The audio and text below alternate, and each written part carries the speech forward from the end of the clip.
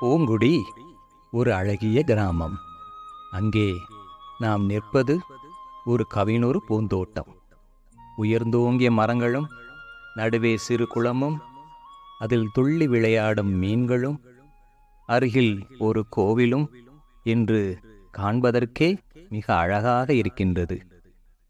ஆனால் அருகில் இருக்கும் நகரமும் அதன் கான்கிரீட் காடும் கொஞ்சம் கொஞ்சமாக பரவி இப்போது இந்த கிராமத்தையும் ஆக்கிரமிக்கத் தொடங்கியிருக்கின்றது. நாம் நிற்கும் இந்த இடத்தில் அடுக்குமாடி கட்டடம் கட்ட திட்டம் தீட்டப்பட்டிருக்கின்றது. அருகில் ஒரு நாவல் மரம் இருக்கின்றது. அதன் கீழே பாவம் போல ஒரு ஆடு நின்று கொண்டிருக்கின்றது. மரமும் ஆடும் ஏதோ பேசிக் கொண்டிருக்கின்றார்களே, என்னவென்று கவனிப்போம். என்ன ஆட்டுக்குட்டியே, ரொம்ப நேரமா இங்கேயே இருந்துகிட்டு இருக்கிற, வீட்டுக்கு போகலையா? வீட்டுக்கா?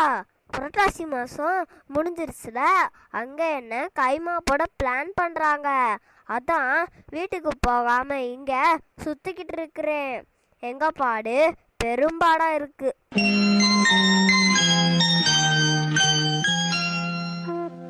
ஆமாம், அங்கே யாரும் வேகமாக ஓடியும் பறந்து வராங்களே, யாரா இருக்கும்? அட, இவங்க எங்கள் பக்கத்து வீட்டு கோழி அக்கால. என்ன கோழி அக்கா, ஏதாவது பந்தயம் நடக்குதா? அட, நீ வேற. நாளைக்கு வீட்டுக்கு விருந்தாளி வராங்களாம், அதான் விருந்து வைக்க போறாங்க. ஆகா, உனக்கும் விருந்து சாப்பாடு கிடைக்குமா?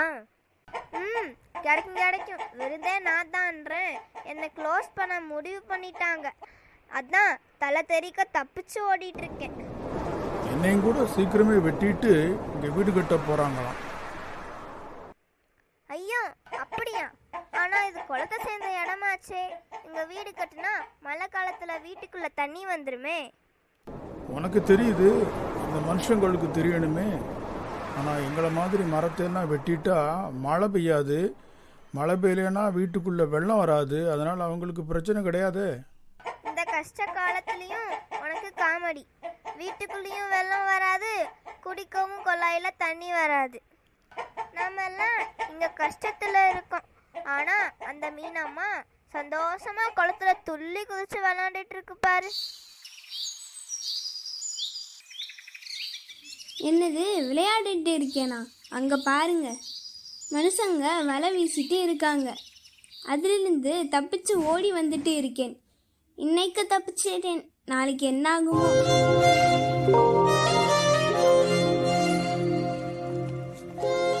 நமக்கெல்லாம் விடிவு காலமே இல்லையா? மனுஷங்களை மாற்றவே முடியாதா? ஒன்று பண்ணுவோம், கோர்ட்டுக்கு போவோம், மனுஷங்க மேலே கேஸ் போடுவோம். மனுஷங்க கோர்ட்ல நமக்கெல்லாம் நீதி கிடைக்குமா? அவங்க காட்டில் இருக்கிற மானை கொன்னா தப்பு, வீட்டில் இருக்கிற ஆட்டை கொன்னா தப்பு இல்லைன்னு சொல்றவங்க. நாம கடவுளோட கோர்ட்டுக்கு போவோம், அங்கதான் நமக்கு நீதி கிடைக்கும். ஆமா, கடவுள் தான் சரியான தீர்ப்பு கொடுப்பார். நாம் அங்கேயே போவோம். ஆஹா, சரியான முடிவு எடுத்திருக்கின்றார்கள் என்றுதான் தோன்றுகின்றது. நாமும் கூட அங்கே போய் என்ன நடக்கின்றது என்று பார்ப்போம்.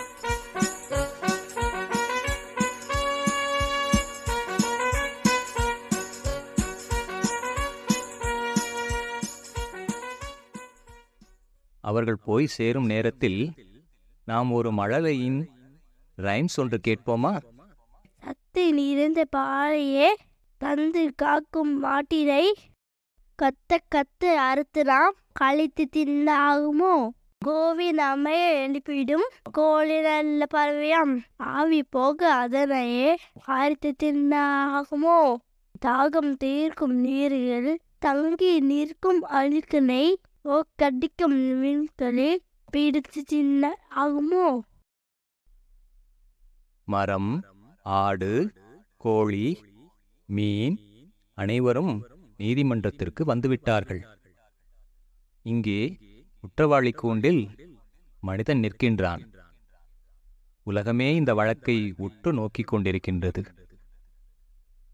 இதோ நீதிபதியாக கடவுள் வந்து அமர்கின்றார்.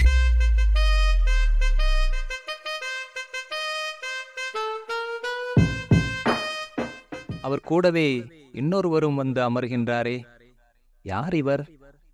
கடவுளுக்கு சமமான இருக்கை இவருக்கும் அளிக்கப்பட்டிருக்கின்றதே.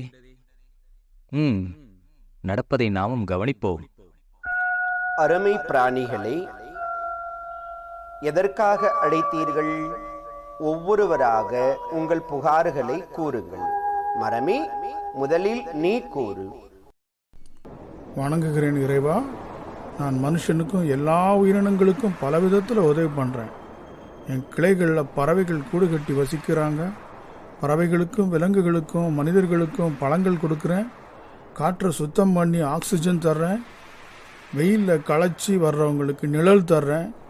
மழை பெய்யறதுக்கும் நான் உதவுறதா விஞ்ஞானிகளும் சொல்கிறாங்க. ஆனால் மனுஷன் என் இனத்தையே அழிச்சுக்கிட்டு இருக்கான்.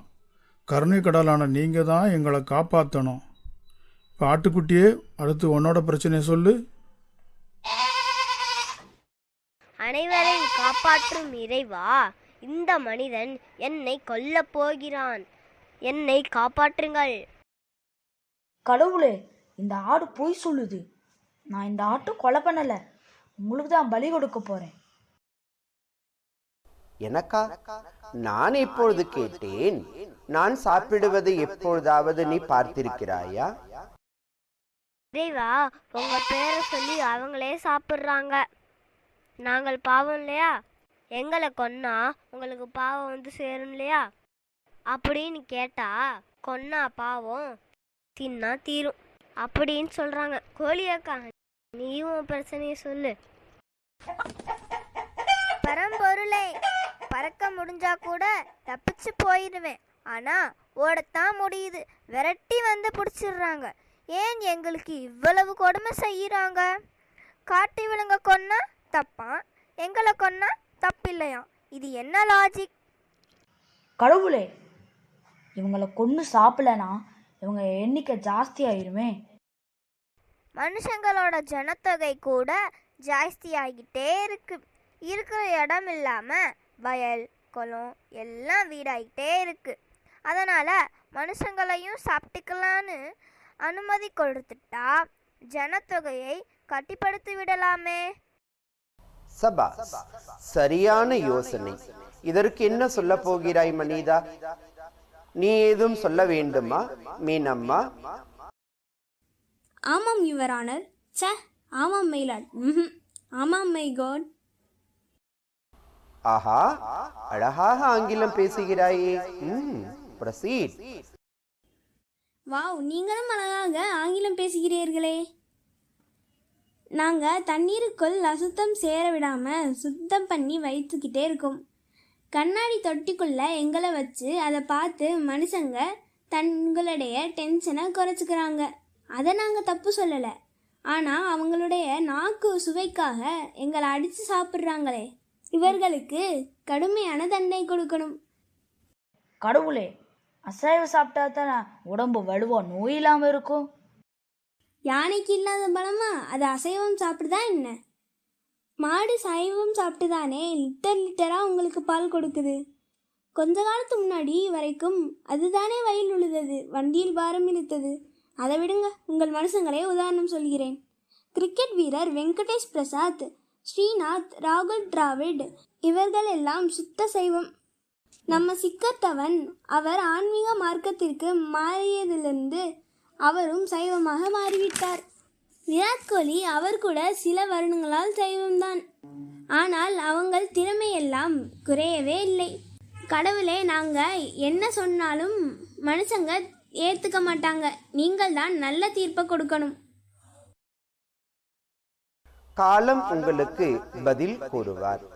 இதோ என் அருகில் அமர்ந்திருக்கிறாரே, இவரைதான் காலம் என்று அழைக்கப்படுகிறது.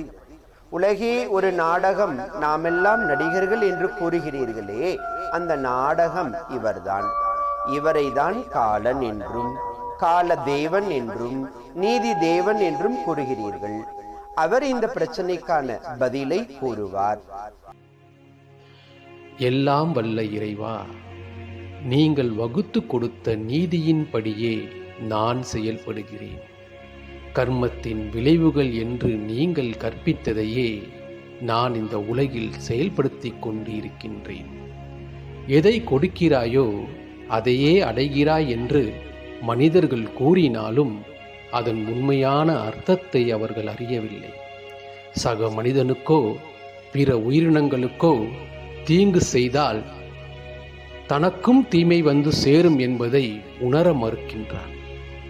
விலங்குகளை கொல்லும் இடத்திலிருந்து தான் முழு உலகையும் முடக்கிய கொரோனா உருவானது என்ற போதும் அது உணர்த்திய பாடத்தை ஏற்க மறுக்கின்றான்.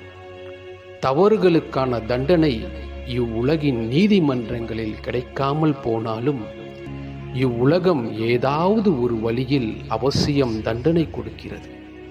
உடல் நோய், மனநோய், குடும்ப பிரச்சனை, பொருளாதார பிரச்சனை, இவை அனைத்தும் செய்த பாவங்களுக்கான தண்டனைத்தான்.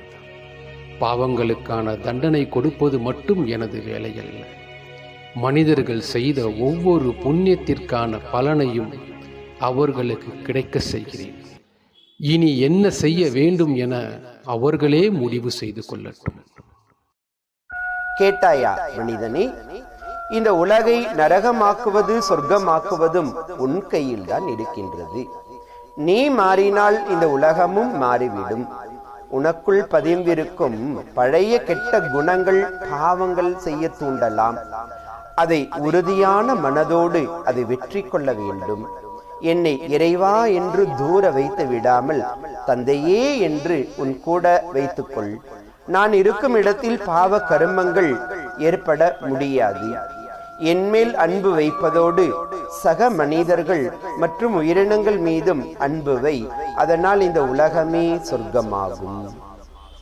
ஞானக்கடலான இறைவா, காலத்தின் மூலம் எனக்கு அறிவு கொடுத்துட்டீங்க. இனி நான் எந்த உயிருக்கும் தீங்கே செய்ய மாட்டேன். எனக்கு நல்வழி காட்டியதற்கு நன்றி தந்தையே, நன்றி நன்றி. நன்றி தந்தையே, நன்றி நன்றி. நன்றி தந்தையே, நன்றி நன்றி. நன்றி தந்தையே, நன்றி நன்றி. நன்றி தந்தையே, நன்றி நன்றி. நன்றி தந்தையே, நன்றி நன்றி. இவ்வாறாக இந்த உயிரினங்களுக்கு நீதி கிடைத்தது. நமக்கும் இறைவனுடைய ஞானம் கிடைத்தது. இனி நாம் அனைவரும் அன்பாக மகிழ்ச்சியாக இவ்வுலகில் வாழ்வோம். நன்றி.